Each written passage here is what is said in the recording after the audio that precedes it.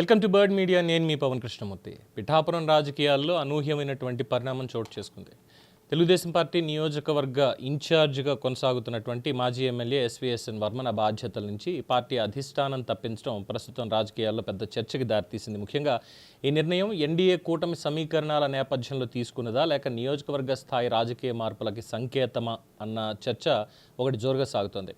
Party వర్గాల సమాచారం ప్రకారం చూస్తే పిఠాపురం నియోజకవర్గ పార్టీ వ్యవహారాలని సమన్వయం చేసేందుకు త్వరలోనే ప్రత్యేక కమిటీని ఏర్పాటు చేయాలని టీడీపీ అధిష్టానం కూడా నిర్ణయించినట్టుగా తెలుస్తోంది. ఇప్పటికే దీని మీద కసరత్తు కూడా ప్రారంభమైనట్టు వర్మగారు చెప్తున్నారు.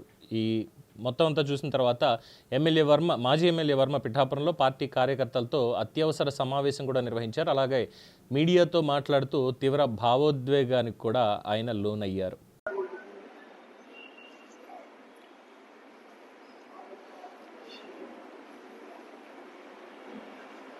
పిఠాపురం అంతా తెలుగుదేశం పార్టీకి క్రమశిక్షణగా వాళ్ళు ఇచ్చిన ఆదేశాల ప్రకారం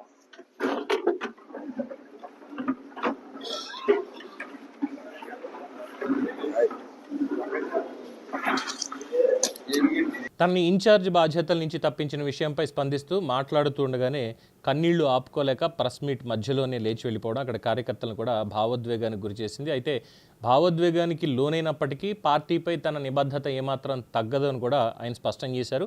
పార్టీ అధిష్టానం ఏ నిర్ణయం తీసుకున్నా దానికి నేను కట్టుబడి ఉంటాను. గత ఎన్నికల్లో పార్టీ ఆదేశాల మేరకు నేను పనిచేశాను. పార్టీ బలోపేతం కోసం కష్టపడ్డాను తప్ప ఎప్పుడు పార్టీకి వ్యతిరేకంగా వ్యవహరించలేదు అంటూ కూడా వర్మ పేర్కొనడం తెలిసిందే.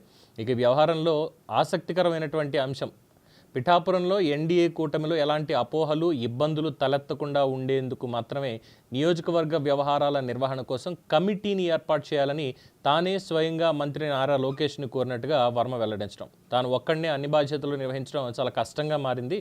అందుకే సమన్వయ కమిటీ అవసరమని సూచించాను. ఆ బాధ్యత కూడా ఆయన నానెత్తి మీద పెట్టారు. ఆ కమిటీని కూడా ఎలా చేయాలని అని వర్మ గారు చెప్పడం. కొన్ని రాజకీయ పరిస్థితుల్లో మార్పులు సహజం. అధిష్టానం పార్టీ శ్రేయస్సు దృష్ట్యా నిర్ణయాలు తీసుకుంటుంది. పిఠాపురంలో పార్టీని కార్యకర్తలే నడిపిస్తారు. పార్టీ ఏ బాధ్యత ఇచ్చినా నేను పూర్తి స్థాయిలో సహకరిస్తాను అని చెప్పి తన అనుచరులకి వర్మ భరోసా కూడా ఇచ్చారు. సో పిఠాపురం లాంటి రాజకీయంగా అత్యంత ప్రాధాన్యం ఉన్న నియోజకవర్గంలో వర్మని ఇన్ఛార్జ్ బాధ్యతల నుంచి తప్పించడం ఇప్పుడు రాజకీయ వర్గాల్లో చర్చకు దారితీసింది. త్వరలో ఏర్పాటు కాబోయే కమిటీలో వర్మ ఎవరిని సూచిస్తారు అన్నది ఇప్పుడు హాట్ టాపిక్గా కూడా మారినటువంటిదే. సో మొత్తానికి ఇటీవల కాలంలో వస్తున్నటువంటి ఈ వివాదాలు వీటి నేపథ్యంలో వర్మని పార్టీ పక్కన పెట్టడం, అంటే నియోజకవర్గం నుంచి పక్కన పెట్టడం జరిగింది. ఆయన రాష్ట్రానికి ఉపాధ్యక్షుడిగా కూడా ఆయన సేవలు అందిస్తున్నారు పార్టీ పరంగా అనేది అందరికీ తెలిసినటువంటిదే. అలాగే సోషల్ మీడియాలో కామెంట్స్ ఏంటంటే బీజేపీ ఒక రాజాసింగ్ని తయారు చేసుకుంటున్నట్టు తెలుగుదేశం పార్టీ ఇంకో రాజాసింగ్ లాగా వర్మని తయారు చేసి పెట్టింది ఇప్పుడు. సో ఎవడెలా పోతే మీకెందుకు, మీరు హ్యాపీగా మీరు చేయాల్సుకున్నటువంటి పని మీరు చేసుకోండి వర్మ గారు. మనిషి ఉన్నప్పుడు ఆ విలువ తెలియదు, వెళ్ళిన తర్వాత తెలుస్తుంది అంటూ సోషల్ మీడియాలో చాలా రకాలుగా, అంటే ఆయనకు మద్దతుగా అంటున్నారా లేదంటే పార్టీని విమర్శిస్తూ పెడుతున్నారా లేదు, కానీ ఈ రకమైనటువంటి కామెంట్స్ అయితే చాలామంది తెలుగుదేశం పార్టీ కార్యకర్తలే పెట్టడం జరుగుతోంది.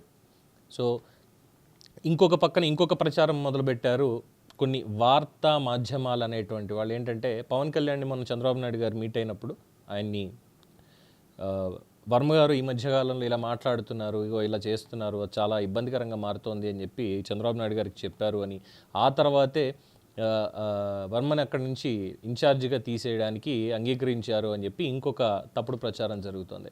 సో వర్మ గారు దీనికి చెక్ పెట్టారు చాలా క్లియర్గా. ఇది ఎవరు చెప్పిందే ఏంటో కాదు, అధిష్టానం తీసుకున్నటువంటి నిర్ణయం ఇన్ఛార్జిగా పక్కన పెట్టడం అనేది. అలాగే నేను ఎక్కువగా ఇక్కడ పూర్తిగా అన్ని పనులు నేనే చేయలేకపోతున్నాను, అందుకని చెప్పి ఒక కమిటీని ఎటువంటి ఇబ్బందులు రాకుండా ఎన్డీఏ గవర్నమెంట్కి నియోజకవర్గంలో ఉన్నటువంటి మా పార్టీలన్నిటికీ కూడా ఎటువంటి ఇబ్బంది రాకుండా ఉండడం కోసమే కమిటీని ఏర్పాటు చేయమన్నాను, సమన్వయ కమిటీని. అంతే తప్ప ఇందులో ఇంకో ఉద్దేశం లేదు. పార్టీ ఎటువంటి నిర్ణయం తీసుకున్నా నాకు శిరోధార్యం అంటూ కూడా ఆయన దాన్ని క్లారిటీ ఇవ్వడం జరిగింది. సో మొత్తానికి కాస్త వివాదాస్పదంగానే అది ఫ్లెక్సీల విషయం అవనివ్వండి, ఇంకోటి అవనివ్వండి, ఆయన చేసినటువంటి వ్యాఖ్యలకు అక్కడ జనసేన వర్సెస్ టీడీపీగా మారుతోంది అన్న నేపథ్యంలో మొత్తానికి ఒక సామరస్యపూర్వకం అనాలా లేదంటే సమస్యాత్మకంగా ఉన్నదాన్ని క్లియర్ చేశారనాలా, కానీ ఒక ఫుల్ స్టాప్ అయితే దానికి పెట్టడం జరిగింది. చూద్దాం భవిష్యత్తు ఎలా ఉంటుంది అనేది. దీని మీద మీ అభిప్రాయం తెలియచేయండి. చూస్తూనే ఉండండి ది బర్డ్ మీడియా.